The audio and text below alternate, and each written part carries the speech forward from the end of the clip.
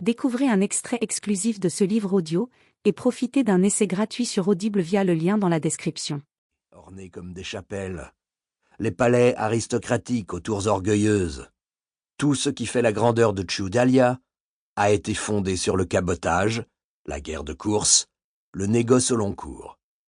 Dès lors, un citoyen tchoudalien qui vire au vert à la moindre brise, c'est un peu comme un ivrogne qui roule sous la table au premier verre de cidre. C'est un comique de caractère qui vous vaut son pesant de bons mots et de plaisanteries fines. Et quand le foireux en question est un porte-glaive attaché au service du premier magistrat de la République, le ridicule entre en expansion et prend une dimension d'une ampleur toute politique. On lâche du lest, Don Benvenuto, m'a lancé Coppa pour Gamini. L'imbécile se croyait drôle. Il se pavanait dans son corselet d'arbalétrier, persuadé que les ricanements qui l'entouraient constituaient autant d'hommages à son trait d'esprit.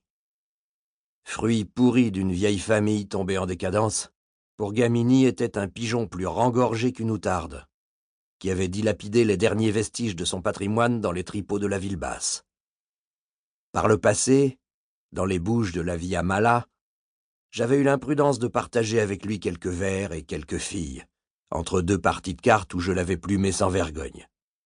Aussi, ce dégénéré en avait-il déduit que nous étions cul et chemise. Quand il m'avait reconnu dans la suite du Patrice Mastigia, il m'était tombé dans les bras comme si j'avais été son frère, et il me collait depuis comme une bernicle à son caillou. Je cumulais donc tous les plaisirs, la petite balade en mer, le purgatif et le raseur. Et il y avait pire. Le pire, il s'était profilé derrière nous une petite heure auparavant, alors que nous passions au large des îles Été. 3 voiles triangulaires s'étaient déployées sur l'horizon, vergues tendues à rompre, pavillon hostile hissé. J'ai beau avoir le coup d'œil du tireur, je ne distinguais encore que des taches de couleur parfois dissimulées par l'écume. Mais la vigie et le premier maître, eux, avaient déjà identifié nos poursuivants. Des chébecs armés en guerre, et pas du menu fretin, pas des vulgaires pirates. Leur pavillon était frappé du sphinx ailé de Racine, des navires de guerre de l'escadre royale, des 3 mâts taillés pour la course, gavés de janissaires jusqu'au tillac, sans doute commandés par un émir des mers. De quoi mouiller vos chausses, ou plus sûrement encore, vu les circonstances, de quoi vous retourner l'estomac.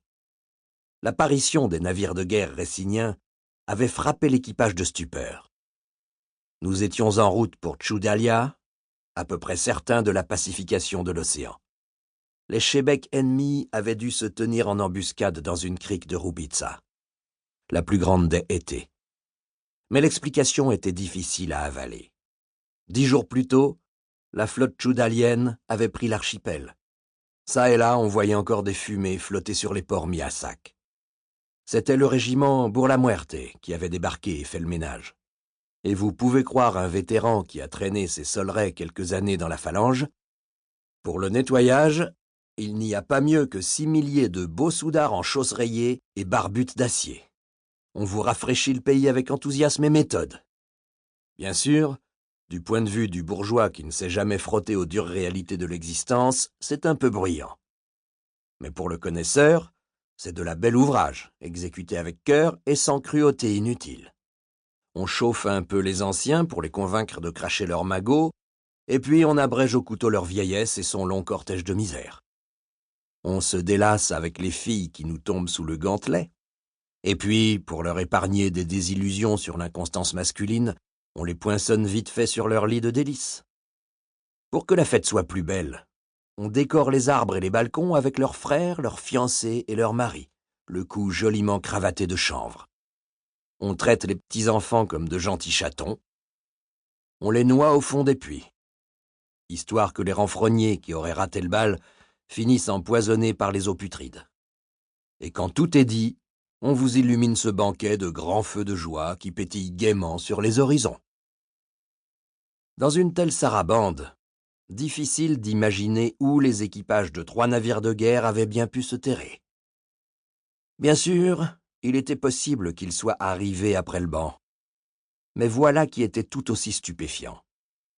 3 jours plus tôt, au large du cap Sibyllos, la flotte de la République, sous les ordres de son Excellence le podestat Léonidé Doukatoré en personne, avait écrasé la flotte du Shah Eurymaxas, sublime souverain de Rhécine.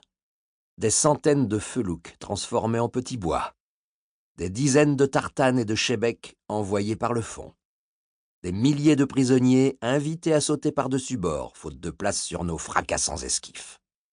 C'était même la raison pour laquelle la galère du patrice Mastigia faisait voile sur Tchoudalia, pour annoncer l'éclatante victoire du cap Sibyllos et la conclusion de la guerre. Dès lors, les 3 chébèques accrochés à notre sillage avaient de quoi surprendre. Ils avaient peut-être loupé un épisode. Sans doute aurait-il été poli de mettre en panne pour les tenir au courant. Faire du zèle après la bataille, c'est toujours un peu ridicule. Seulement voilà, ils étaient 3 contre 1, et s'ils avaient fait relâche aux étés et découvert les reliefs de notre sauterie, ils risquaient fort de se montrer contrariés. Dans sa grande sagesse, le patrice Mastigia avait décidé d'oublier la courtoisie et de mettre les voiles. Enfin, plus exactement, de marcher aux rames. Ce qui me valait mes si réjouissantes aigreurs d'estomac. À 1 contre 1, j'aurais parié ma braguette que Bucéphale et Mastigia viraient de bord et offriraient le combat. Peut-être même à 1 contre 2. Le patrice était capable d'une bravoure déraisonnable face à l'ennemi. Et il l'avait amplement démontré au cap Sibyllos, en enfonçant l'aile droite de la flotte adverse à la tête d'une petite escadre. En outre, les 2 bordées de 30 avirons nous donnaient une meilleure vitesse de manœuvre que celle des chébèques, et nous auraient peut-être permis d'en éperonner un, puis de nous dégager avant d'être abordés par le second. Mais à 1 contre 3, l'affrontement était suicidaire. Notre navire comptait certes une chiourme de 240 galériens enchaînés, mais il s'agissait du rebut des geôles de la République, qu'il aurait été aussi dangereux d'armer pour nous que pour l'ennemi. Pour le reste, la galère comprenait un équipage d'une 20aine de matelots et d'officiers de pont, et un détachement d'une 40aine d'hommes de guerre, dont un bon quart de blessés. Les pirates réciniens possèdent rarement plus de 60 hommes d'équipage. Mais les chébèques de la flotte royale peuvent transporter 200 personnes, dont les 2 tiers sont des janissaires. Nous retourner contre les navires qui nous donnaient la chasse serait en fait revenu, pour les hommes de pont, à affronter un adversaire 5 fois plus nombreux. Parmi les hommes de pont, justement, il n'y avait guère que 2 personnes qui n'avaient pas manifesté de surprise à l'apparition des chébèques. Moi d'abord.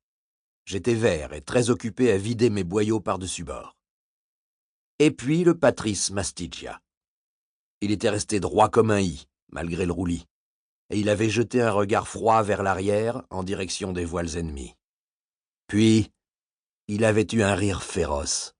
« Les couillons !» s'était-il écrié. « Donnez la chasse à Mastigia !» Ses officiers et les arbalétriers du château de Poupe s'étaient esclaffés. En 3 mots, il avait dissipé la tension qui avait soudain figé l'équipage et les gens de guerre. Dans la foulée, il avait lancé quelques ordres auxquels je n'avais rien compris. La langue des marins me parle comme le patois du trou le plus perdu de la création. N'empêche que toute la galère s'était activée en un clin d'œil. Sous nos pieds, dans l'entrepont, on avait entendu hurler les argousins et cliqueter les chaînes des forçats. Les matelots s'étaient précipités pour ferler les voiles, le timonier avait pesé sur la barre, tandis que tout le navire gîtait de vomitive manière. Les soldats s'étaient tranquillement occupés à garnir leurs carquois et à corder leurs arbalètes. À côté de moi, mon ami, Coppa pour Gamini, m'avait donné du coude en émettant le braiement qui lui tenait lieu de rire, et répétait inutilement « Donnez la chasse à Mastigia! Donnez la chasse à Mastigia !» Sacré gaillard, le patrice Bucéphale et Mastigia. Même pas 30 ans, le profil busqué du prédateur, un sourire de loup dans un visage brûlé de soleil. À Tchoudalia, dans les palais de Torrecella, dans les commerces de luxe de la Piazza Smaradina, ou dans les ateliers de Purpurezza, il passait pour un esthète un peu frivole, et son admiration pour l'œuvre du sculpteur Piero Maggio, ou son amitié pour le poète Luca Traditore, étaient de notoriété publique. Livre audio complet gratuit disponible en description de cette vidéo.